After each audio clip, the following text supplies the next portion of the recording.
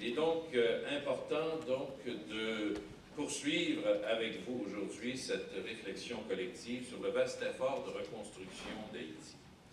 J'aimerais avant tout vous souligner que l'engagement du Québec existait bien avant la tragédie et va se poursuivre bien au-delà.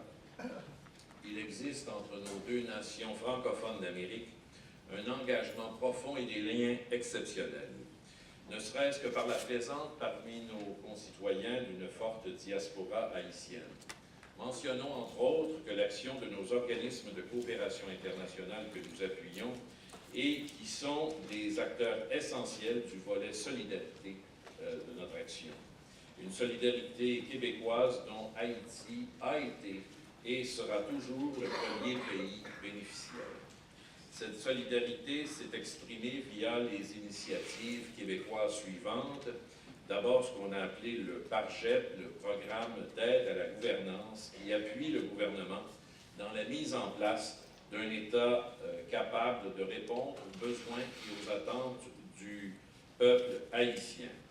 Également, nous avons bien sûr la présence remarquée de policiers québécois qui participent à la mission des Nations Unies pour la stabilisation, ce qu'on appelle la MINUSTAH, l'Hydro-Québec qui est présente également auprès d'Électricité d'Haïti, et finalement la déclaration commune signée en 2008 en marge du sommet de la francophonie et qui a permis évidemment d'intensifier nos relations culturelles. Ça, c'était avant le séisme et la qualité de nos liens avec Haïti, l'importance de notre implication sur le terrain, fait en sorte que le Québec a été en mesure de réagir rapidement lors des événements de janvier dernier. Nous avions d'ailleurs créé cette cellule de crise avec comme coordonnateur le député de Viau, qui s'est vu confier ce rôle. Et le gouvernement a rapidement ouvert des centres d'aide multiservices, versé une aide d'urgence de 3 millions à 5 organismes de coopération qui étaient déjà en Haïti, pris des mesures exceptionnelles de parrainage humanitaire. En plus donc du support déjà à la communauté qui se fait ici à l'interne, via entre autres une subvention récente de la ministre Blais à la Perle retrouvée, la ministre des Services sociaux, Mme Thériault, a présenté d'ailleurs un projet de loi qui facilite et qui fait en sorte qu'on simplifie l'adoption et permet donc que s'installe une bureaucratie beaucoup moins exigeante dans ces domaines. Dès qu'il a été logistiquement possible de se rendre sur le sol haïtien, nous avons effectué une mission de solidarité économique le 30 avril et le 1er mai dernier.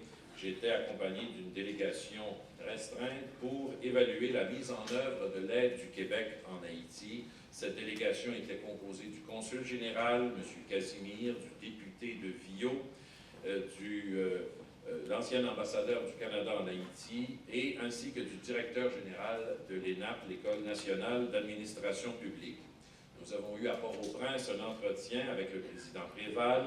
Il a été question de la reconstruction du pays, de la situation d'urgence et de la manière dont les entreprises du Québec pourront prendre part à cette reconstruction, mais surtout de l'importance de l'éducation, le passage obligé d'une reconstruction durable. J'ai pu le constater, d'abord le travail en Haïti des 5 organismes bénéficiaires de l'aide financière d'urgence du Québec et sonder les besoins qui pourraient être comblés par l'expertise québécoise. Je dois vous dire que j'étais particulièrement heureux de voir qu'Oxfam Québec utilise dans ses, dans cette façon de faire et dans la distribution, entre autres, de produits alimentaires, 80% de produits locaux haïtiens. Je pense que c'est la voie à suivre pour aider Haïti, son peuple et son économie.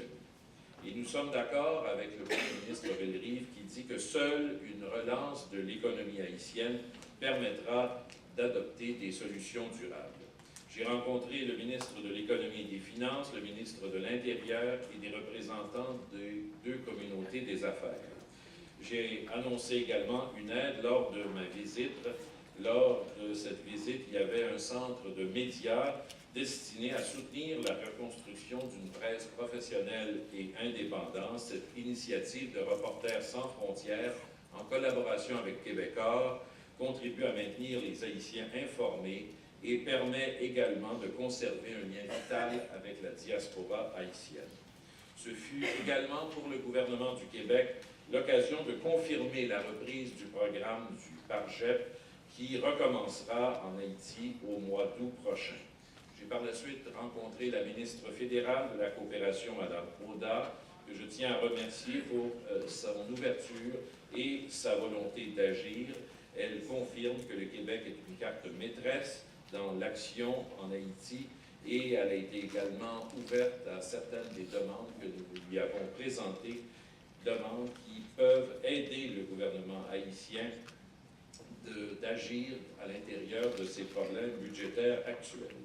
Cette semaine, le comité ministériel du Québec pour Haïti a convenu d'élaborer le plus rapidement possible un plan d'action qui va s'articuler autour de 5 axes importants. Et j'aimerais donc pouvoir prendre quelques minutes pour vous en parler aujourd'hui. Bien sûr, l'éducation, poursuivre nos efforts en matière d'éducation. Le Québec est perçu par le gouvernement comme étant un fournisseur de ressources humaines essentiel à l'amélioration de ses ressources dans le pays. Toute formation est essentielle à une meilleure compréhension des enjeux, une plus grande justice sociale et également à une stabilité politique. Deuxième élément, la réhabilitation, je dis bien des handicapés, plusieurs ayant subi des blessures et des amputations suite au séisme. Il est essentiel de les réintégrer à la société haïtienne. Troisième élément, l'aide à l'entrepreneuriat, notamment dans l'élaboration d'un véritable programme efficace de microcrédit. J'aurai d'ailleurs des discussions au cours des prochains jours avec des représentants du mouvement des jardins. Enfin, notre appui au projet de réfection du cadastre foncier, essentiel pour la reconstruction planifiée d'Haïti, un projet pour lequel l'Organisation des États américains et le gouvernement haïtien ont sollicité l'expertise de l'organisme québécois Géo-Québec. Notre volonté sera également grande d'utiliser les mécanismes de la francophonie afin d'assurer l'implication des pays francophones à la réorganisation de l'éducation publique en Haïti. En octobre prochain, il y aura un sommet de la francophonie à Montreux. Je pense que c'est une plateforme idéale pour faire valoir cet objectif à nos partenaires et démontrer le leadership du Québec au sein de la francophonie en ce qui concerne la reconstruction d'Haïti. J'aimerais également vous dire que depuis le séisme, le gouvernement s'assure bien sûr une présence aux différentes réunions, conférences majeures un peu partout dans le monde, y incluant entre autres le premier colloque de ce groupe de réflexion, le forum de la diaspora haïtienne organisé par l'OEA à Washington, la conférence internationale des villes et des régions du monde pour Haïti qui avait lieu à Fort-de-France, le forum de l'UNESCO à Paris, et plus récemment, la secrétaire parlementaire, évidemment, Mme Gaudreau, qui a participé à la conférence internationale des donateurs pour un nouvel avenir en Haïti à New York.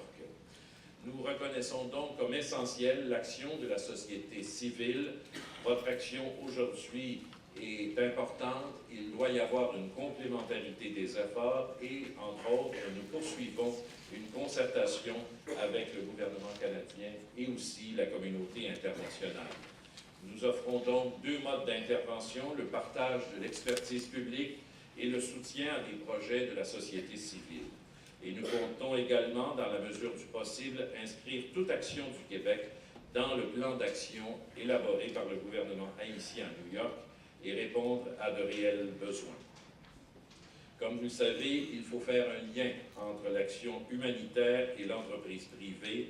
Il faut viser la déconcentration, la décentralisation, et il faut une coordination efficace entre les bailleurs de fonds, les ONG, les instances haïtiennes et la diaspora.